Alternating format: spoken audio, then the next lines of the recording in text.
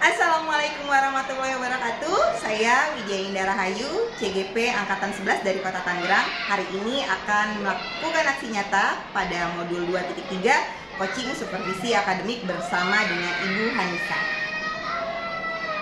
Baik, Assalamualaikum warahmatullahi wabarakatuh. Selamat siang Ibu Hani, apa kabar hari ini? Waalaikumsalam, alhamdulillah saya sehat Ibu. Ibu bagaimana? Saya juga alhamdulillah sehat Ibu. Bu Hani, 3 hari yang lalu saya sudah menyampaikan kepada Ibu bahwa saya mendapatkan tugas untuk melakukan supervisi di kelas Ibu Hani. Untuk supervisi akademik ini akan ada 3 tahapan ya Bu. Yang pertama adalah pra-observasi, kemudian yang kedua observasi, dan yang ketiga adalah pasca observasi.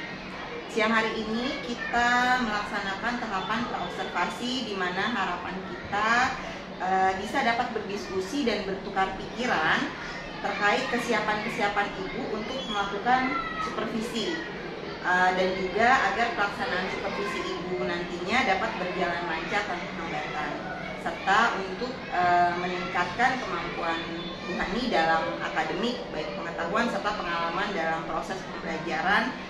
Maka untuk percakapan kita pada hari ini, dari pertemuan kita di siang hari ini, kira-kira apa harapannya Bu Hani? Ya, saya senang sekali bisa bekerja sama dengan Ibu. Lalu saya juga senang sekali bisa supervisi karena untuk meningkatkan kompetensi saya dalam mengajar. Lalu saya juga ingin berdiskusi dengan Ibu bagaimana rencana pelaksanaan pembelajaran saya yang akan saya lakukan nanti. Baik, dari tujuan kita di siang hari ini untuk berdiskusi terkait dengan persiapan Bu Hani dalam pelaksanaan supervisi nantinya. Nah, pada saat pembelajaran, materi apa yang akan disampaikan oleh Bu Hani? Nah, nanti kita akan belajar tentang Pancasila, yaitu mengenai aturan-aturan di rumah dan di sekolah, lalu manfaatnya di kehidupan sehari-hari. Berarti mengenai materi Pancasila ya Bu ya, dengan norma-norma atau aturan yang berlaku gitu ya. Nah, terkait dari materi tentang Pancasila ini, tentunya ada tujuan pembelajaran yang ingin dicapai oleh Bu Hani kepada peserta didik. Kira-kira apa yang menjadi tujuan pembelajaran ini? Nanti siswa-siswa akan saya berikan video dan grafik. Mereka juga akan mengetahui aturan yang ada di kehidupan sehari-hari itu bagaimana. Dan mereka juga akan melakukan suatu pengamatan dalam video tersebut. Nah, dari pengamatan siswa tersebut, nanti bisa menjawab pertanyaan-pertanyaan tentang materi, yaitu aturan. Seperti itu. Baik, itu sudah luar biasa sekali ya Bu Hani mengenai tujuan dari pembelajarannya. Nah, menurut Bu Hani, dari tujuan pembelajaran yang sudah disampaikan, area apa yang ingin dikembangkan? Nah, jadi tujuan pembelajaran yang pertama itu siswa dapat menyimak lalu menyimpulkan isi dari video tersebut. Nah, setelah itu meningkatkan literasi siswa dalam menyimak video tersebut. Jadi dalam menyimak video tersebut, nanti mereka akan mampu memahami dan menyimpulkan serta dapat mencatat informasi yang baru dari materi tersebut. Nah, yang kedua, tujuan ini itu pengamatannya nanti mereka akan melakukan praktek. Nah, jadi dari pengamatan bersama kelompok, lalu mereka belajar berdiskusi, lalu berkolaborasi dengan teman-temannya, bagaimana menjawab pertanyaan-pertanyaan dengan diskusi kelompok. Seperti itu. Jadi ada kerjasama yang baik antar teman ya Bu ya, karena memang mereka berdiskusi ya, berkolaborasi antar teman. Oke, jadi area tersebut yang Bu Hani ingin kembangkan untuk juga dapat meningkatkan literasi siswa dari mengamati video gitu ya. Yang kedua juga agar anak dapat berkolaborasi, kemudian saling berdiskusi antara satu dengan yang lainnya. Itu sudah luar biasa sekali ya Bu. Nah, dari kegiatan tersebut, apa saja yang sudah dipersiapkan untuk supervisi nanti? Saya sudah membuat APP yang berdiferensiasi, lalu mencantumkan KSE dan budaya positifnya, seperti yang Ibu bimbing ke saya gitu. Lalu bagaimana mencantumkan KSE dalam APP saya. Selain APP ini, saya juga menyusun LKPD. Jadi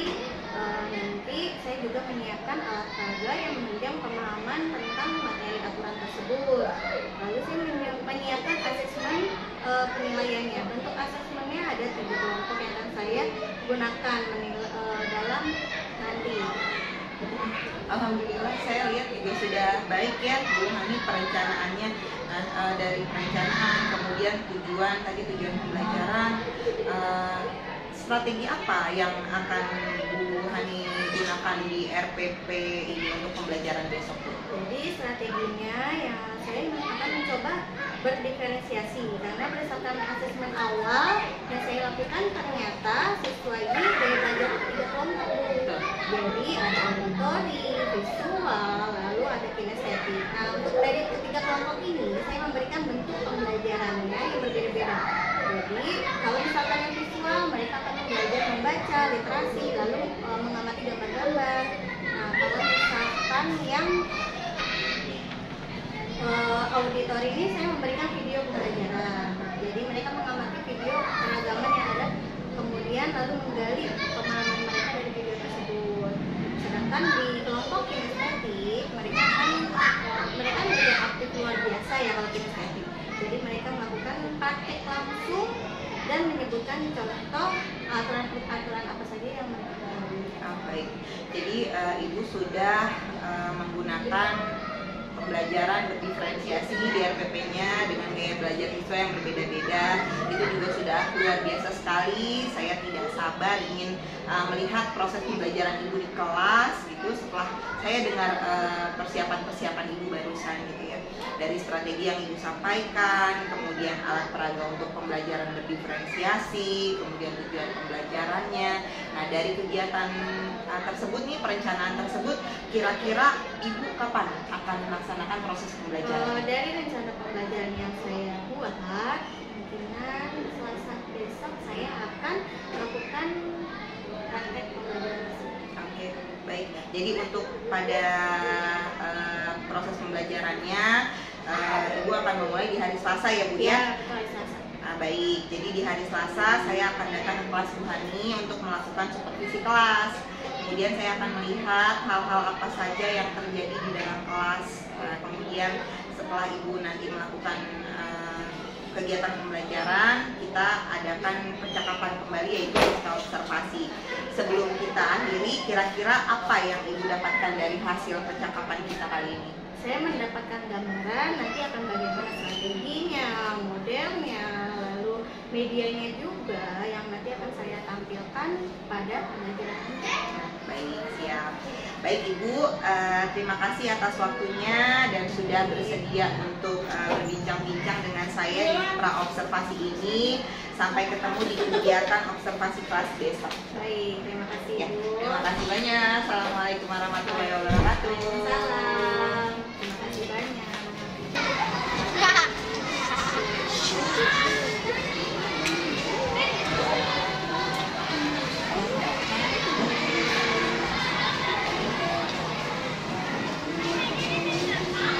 Assalamualaikum warahmatullahi wabarakatuh. Waalaikumsalam warahmatullahi wabarakatuh. Ya, anak-anak sudah siap belajar?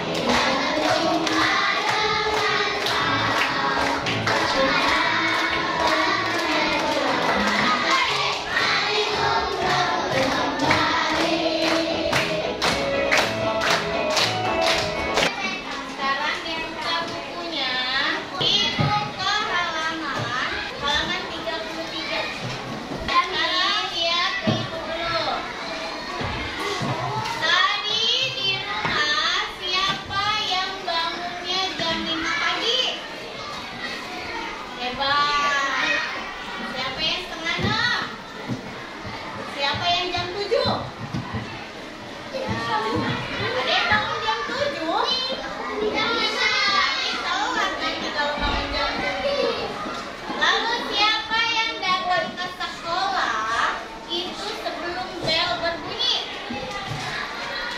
Keren-keren nih, tidak kan nih, hebat semua.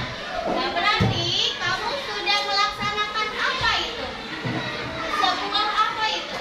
Bangun pagi, lalu makan, dan sarapan pagi dulu, lalu sebelum ke sekolah berpamitan tidak?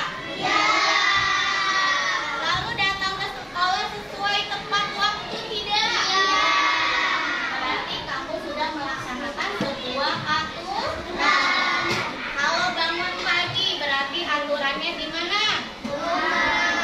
Lalu kalau datang tepat waktu, kita hari ini akan belajar tentang aturan di rumah dan di sekolah. Ya. Aturan di sekolah itu apa saja? Nanti kamu akan tahu. Itulah tujuan pembelajaran kita hari ini. Nah, itu kamu lihat video yang ada di depan ya. Amati ya, nak. Iya, Bu.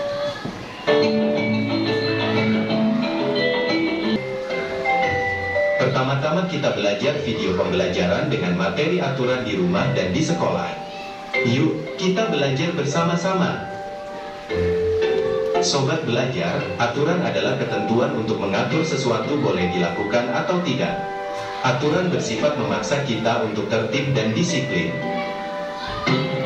Aturan tidak boleh dilanggar dan melanggar aturan akan mendapat sanksi. Setiap tempat memiliki aturan-aturan di setiap tempat harus dihormati. Kali ini kita belajar dua aturan yaitu 1. Aturan di rumah. Rumah adalah tempat tinggal kita melakukan kegiatan sehari-hari. Adanya aturan di rumah akan membuat kehidupan keluarga tenang dan nyaman. Nah, itu adalah aturan di sekolah dan di rumah. Tadi aturan itu apa sih artinya? Ada yang tahu? Apa, Pinka? Yang harus kita patuhi. Boleh coba, Pinka. Terima kasih. Ada yang lain? Siapa lagi? Apa, Nafiza?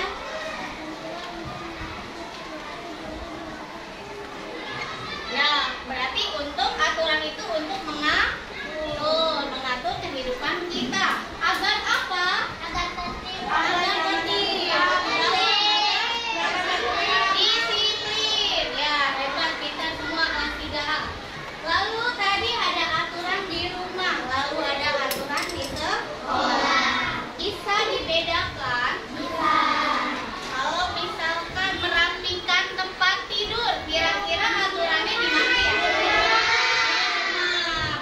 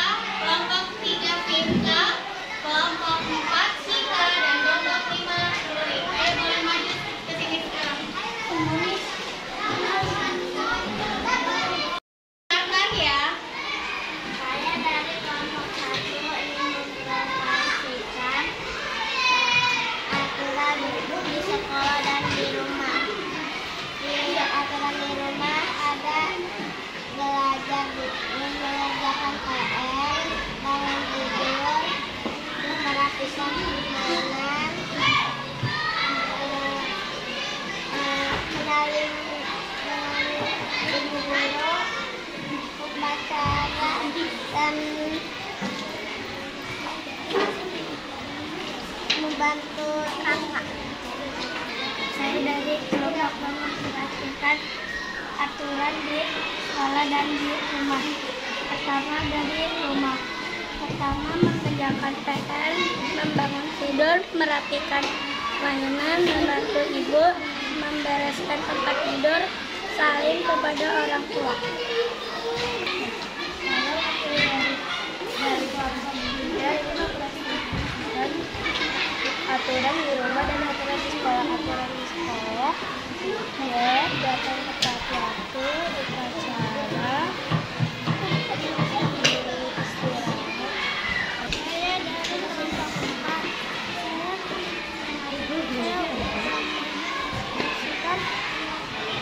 Aturan di rumah dan di sekolah. Aturan di rumah dengan bangunkan tidur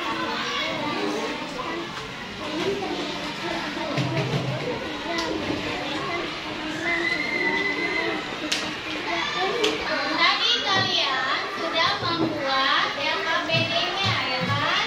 Nah, tadi kita belajar tentang aturan. Aturan itu apa? Sebuah aturan untuk mengatur dalam kehidupan kita agar disiplin, agar sesuai waktu, gitu ya. Jadi kamu harus menaati semua peraturan yang ada di sekolah.